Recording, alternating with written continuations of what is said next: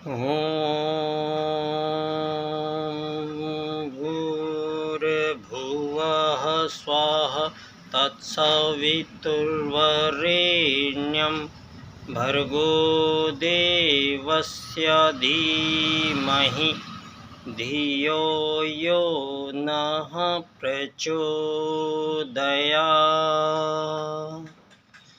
ॐ गुरुर्ब्रह्मा गुरुर्विष्णु गुरुरेव महेश्वर गुरुर्साक्षात् परब्रह्म तस्मै श्री गुरुवे नमः।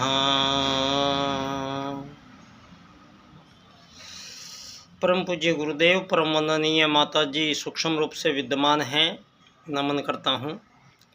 मानव मात्र धरती पे जहाँ भी रहते हैं सभी एक ही प्रजाति के जीव हैं। मानव एक ही प्रजाति के जीव हैं, कोई मानवों में अलग अलग नहीं हैं। तो ये जितने भी धरती पर मानव रहते हैं, मैं उनको भारत के उस वैदिक सूत्र जो प्रत्येक मानव को भी और प्रत्येक जीवों को भी उस परम सत्ता परमात्मा ने उनकी अंतरात्मा में प्रत्येक शरीर की प्रत्येक अंतरात्मा में उन्होंने वैदिक सूत्र, दो वैदिक सूत्रों को आत्मत सर्वभूतेषु और वसुधैव कुटुंबकम, दोनों वैदिक सूत्रों को सभी के अंतःकरण में विराजमान किया गया है।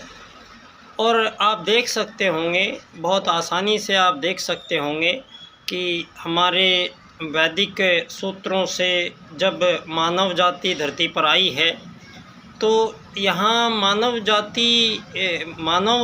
का अपने परिप्रेक्ष्य में अपने आप में जानने की वृत्ति प्रवृत्ति स्वभाव ये प्रारंभ काल से ही रहा है। और सभी मानवों ने स्वयं के बारे में चिंतन जरूर किया है। और मैं क्या हूँ ये प्रश्न जब जिंदा मानव धरती पर रहा है, उन सबके सामने एक प्रश्न ये हमेशा उनके अंतःकरण में विराजमान रहता है, प्रत्येक मानव के और प्रत्येक प्राणी के, मैं कौन हूँ। और जब उसको मैं का उत्तर मिलता है कि मैं वास्तव में कौन हूँ, तो उस उत्तर की प्रतीक्षा में यहाँ मानव जाति अपने समय को यहाँ गुजारती है। और स्वयं के बारे में, अपने आप के बारे में जानना ये सबसे ज़रूरी भी है। तो यहाँ किसी भी जीव प्रजाति, ये एक प्रजाति नहीं है, मानव एक ही छोटे से मानव है, छोटी सी उनकी जनसंख्या है।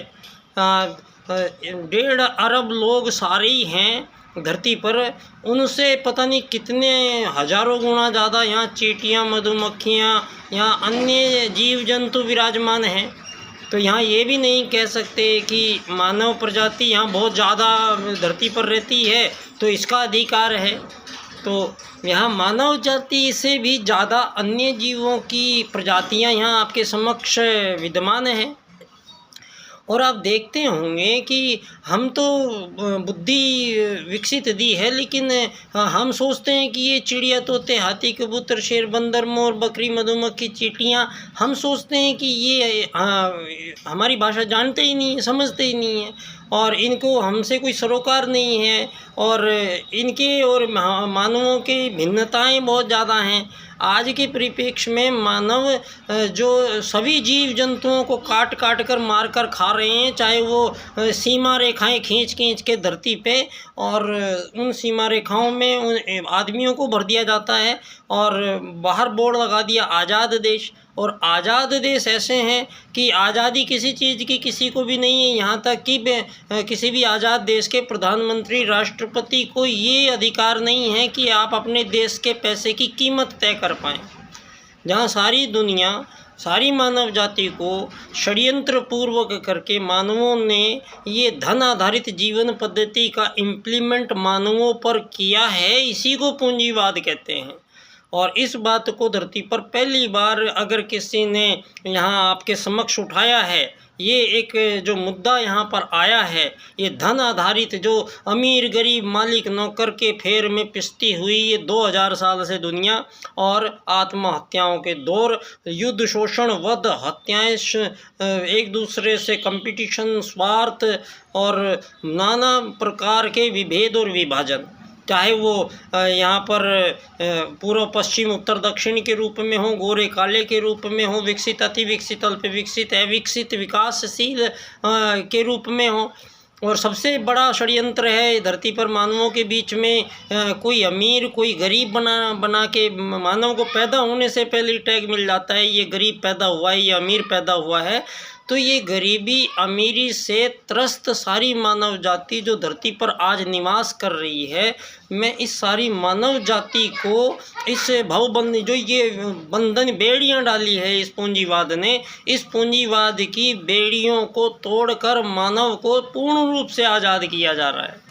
और ये कार्य युग परिवर्तन के परिप्रेक्ष्य में संपन्न हुआ है और राजनीतिक रूप से ये बात धरती पर सिद्ध करने के लिए युग परिवर्तन के दो महत्वपूर्ण सूत्र, जिनमें प्रथम सूत्र आत्मत सर्वभूतेषु, और इसी सूत्र को भुलाया गया है, इस सूत्र को भूले हैं दुनिया, तो तभी इतने विभाजन और विभेद आए हैं।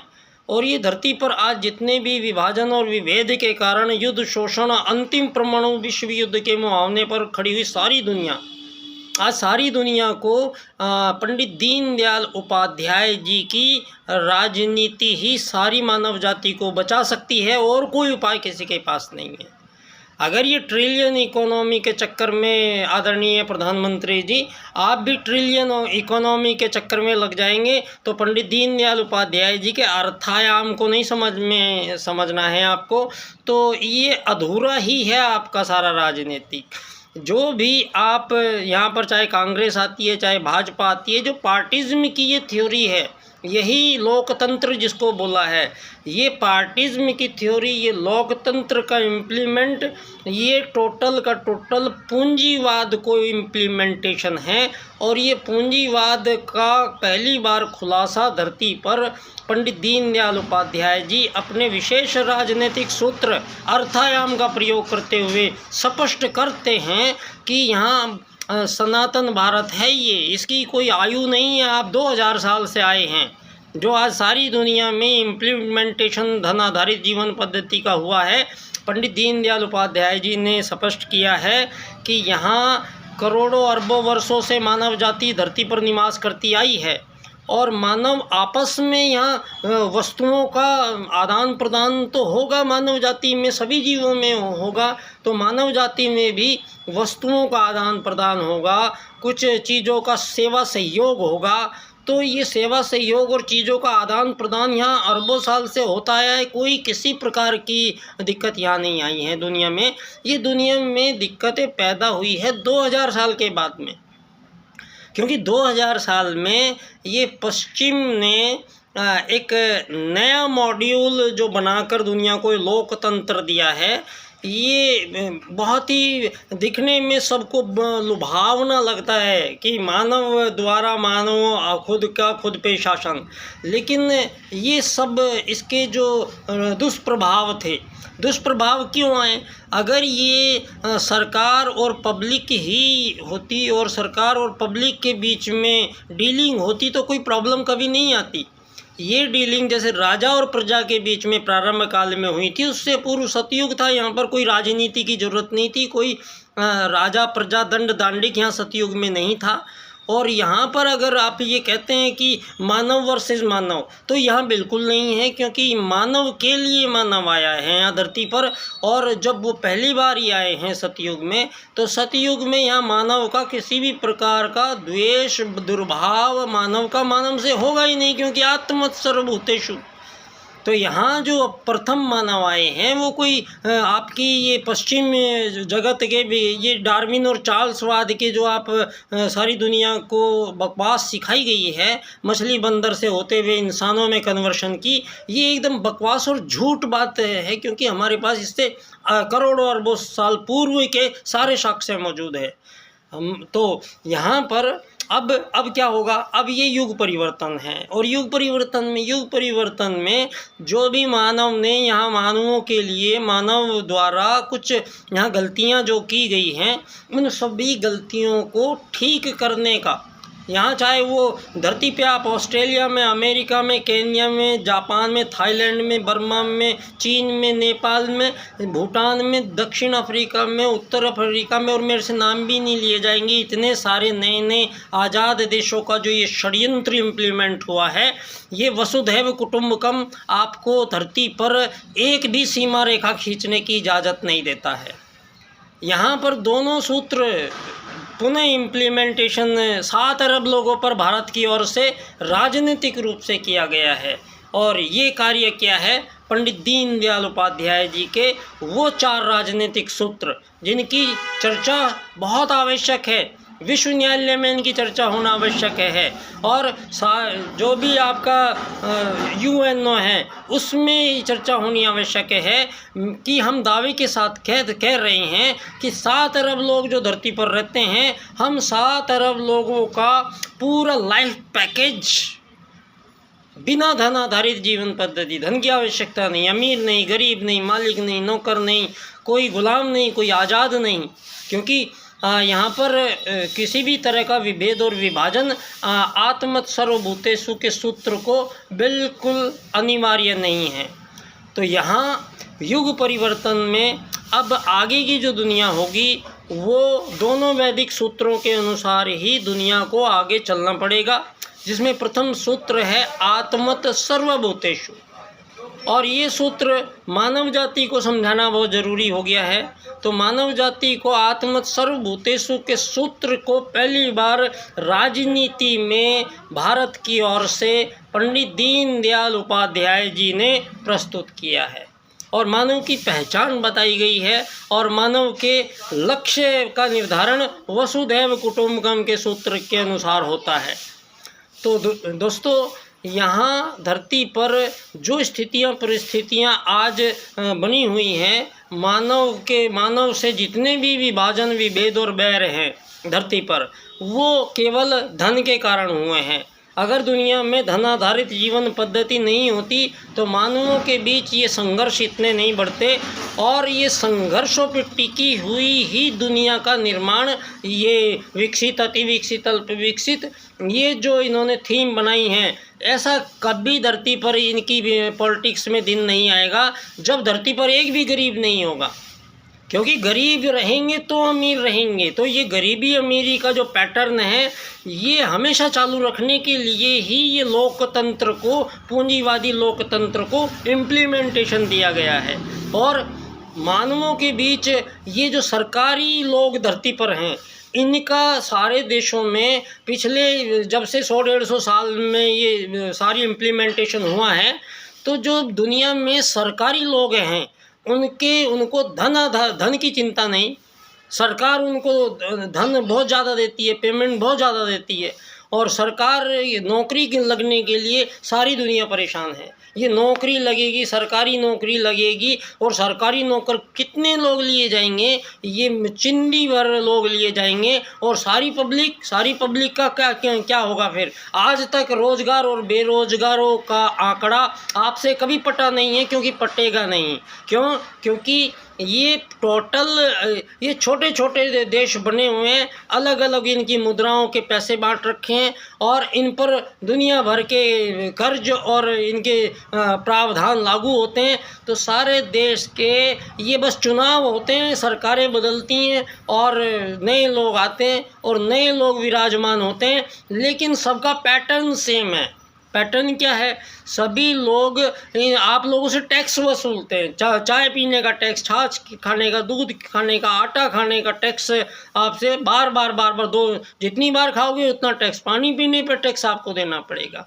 तो ये जो टैक्सिज्म है, ये हम तय नहीं करते हैं। ये हम नहीं कह सकते कि हम कितना टैक्स देंगे आपको, ये आप तय करते हैं। वो राजा, क्रूर राजा जो करता था, वो टैक्स बढ़ा देता था और जो राजा बेहतर राजा थे वो टैक्स माफ़ कर देते थे। बस यही पैटर्न था। और राजा की मंडली में जितने भी लोग होते थे, आज उनको एमएलए एमपी बोल रहे हो आप लोग, फ़र्क नाम में बदला है, लेकिन इसके पीछे का षड्यंत्र जो आप लोगों को समझना ज़रूरी है। यहाँ पर या राजा है या प्रजा है, या यहाँ पर लोकतंत्र में या सरकार है और पब्लिक है, लेकिन इस सरकार और पब्लिक के बीच में जो ये षड्यंत्र पूर्वक इन धनी लोगों के समूह को इकट्ठा करके कुछ चंद लोगों को और प्राइवेट सेक्टर नाम का धरती पर जिन्न पैदा किया गया है, ये जिन्न सारी मानव जाति को लीलने के लिए तैयार बैठा है। आज जहर से खिलाया जा रहा है, सारी दुनिया में नशे बट रहे हैं, सारी दुनिया में हथियारों का, सारी दुनिया में आपके उपकरणों का, सारी प्रकृति संतुलन को आपने बिगाड़ इतना ख़राब कर दिया है। हज़ारों प्रकार की प्रजातियां यहाँ नष्ट होती चली जा रही हैं। मानव प्रजाति भी नष्ट होने के कगार पे बैठी है। तो क्या हम आपके पास युद्ध के अलावा कोई विकल्प नहीं है? दोस्तों, युद्ध के अलावा पूर्ण विकल्प प्रदान करने वाले महापंडित राजनीति के पंडित दीनदयाल उपाध्याय जी हैं, और उनके ये 4 सूत्र, इस क्रम से इनकी व्याख्या जब हम करेंगे तो सब कुछ आपकी धरती से ये स्वच्छता हो जाएगी। ये सूत्र हैं: आर्थिक लोकतंत्र द्वारा अर्थायाम आधारित एकात्म मानववाद की राजनीति की विश्व में स्थापना, तो अंत्योदय की प्राप्ति विश्व मानव को हम करा पाएंगे। और आप सभी से निवेदन है, मेरा महत्वपूर्ण विषय है, आप इसको गौर कीजिए। आज़ादी गुलामी नहीं हो सकती मानवों के बीच में। आत्मवत् सर्वभूतेषु के सूत्र के अनुसार एक ही प्रजाति के जीव में किसी भी प्रकार की आज़ादी गुलामी बंटवारे संभव नहीं है। ना किसी को आप अमीर कह सकते, ना गरीब बना सकते, ना मालिक बना सकते, ना नौकर बना सकते। सभी मानव धरती के और एक यात्री हैं। दीनदयाल जी के एकात्म मानववाद के अनुसार मानव धरती पर एक यात्री की हैसियत रखता है और सारे मानव एक समान यात्री है। तो यहाँ यात्रियों के बीच में ये ऊंच नीच, अमीरी गरीबी, मालिक नौकर, ये जातियाँ पातियाँ जितनी भी आई हैं, इन सब का समापन करने का ये समय है। और यही युग परिवर्तन का महत्वपूर्ण परिवर्तन होने जा रहे हैं, जो आप सब लोगों के लिए क्रमशः आप देखते चलिएगा। बहुत बहुत धन्यवाद। बच्चा डॉक्टर की ओर से सभी को पुनः प्रणाम।